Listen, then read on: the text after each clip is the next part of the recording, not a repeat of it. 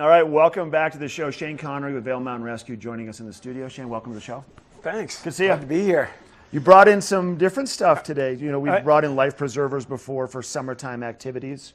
And obviously snowing out there, people are starting to think about the next step of the seasons and what's coming up. And we talked off camera about avalanche safety, avalanche awareness, the things you need to do, and the education you need to get. Right. No, it's never too early to think about avalanche safety and preparing now, right, as the snow's starting to fall, and really think about what do I need to do? Because just buying a beacon, buying a probe, shovel, and an Avipack isn't going to get you where you need to go. No, you have the gear, right? But you need to take the classes, and you need to stay on top of those classes.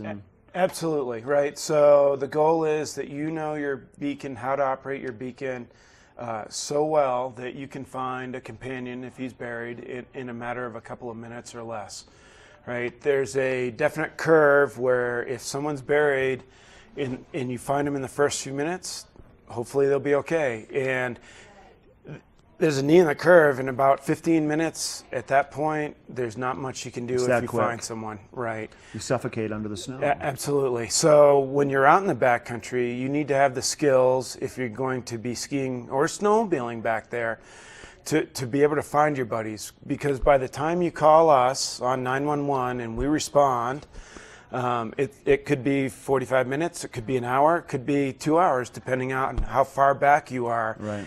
And you really have to know how to use the equipment yourself. Don't you think, Shane, we've talked about this before too, I mean, you have a group of people, let's say there's 5 of you that are going to go out, and if there's one person that's having any hesitation at all for whatever reason, then you bag it. Isn't that kind of the rule, like all to go, one to say no? Absolutely, yes. And we do that on missions too, right? We're out there, pretty much everybody that goes out in the winter is Avi 1 trained.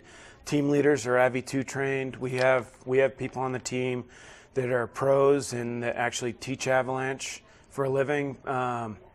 But it's that team mentality of, is everybody going to be safe? Does everybody have the right equipment? Does everybody feel good about going out today? Right.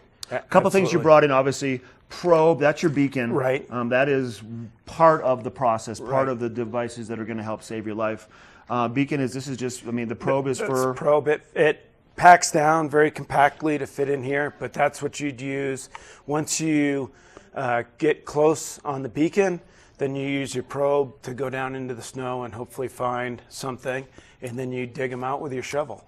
And it takes practice, right? This isn't something you can just go out and do on the first time. You really have to practice. Hands-on practice, not just, the classroom aspect is imperative, but then it's out there being in the elements and doing it like in the snow. Right. And the last thing on this, everybody needs to have the equipment, right? We heard something from a group that we met up with last year of, hey, my buddy's got a beacon, so I'm okay. Well, no, everybody needs to have a beacon, right? It's not going to do any good if... One beacon for a group, it doesn't work. It doesn't. Common sense goes a long ways with this situation also. There's no doubt about it.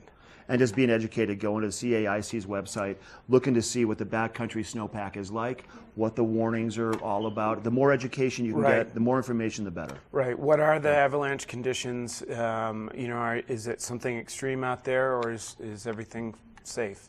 Okay. And we also have packs that are out there. That this one you can use skiing, snowmobiling, and it does have the inflatable device where you pull it and the wings come out. But again, you need to use common sense. This isn't going to be a lifesaver in every situation. That's right. That's right. It's good information. Shane, thanks. Thank you. Be safe out there. We're going to be taking a quick break from the show. Mark has a look at your weather forecast coming up next.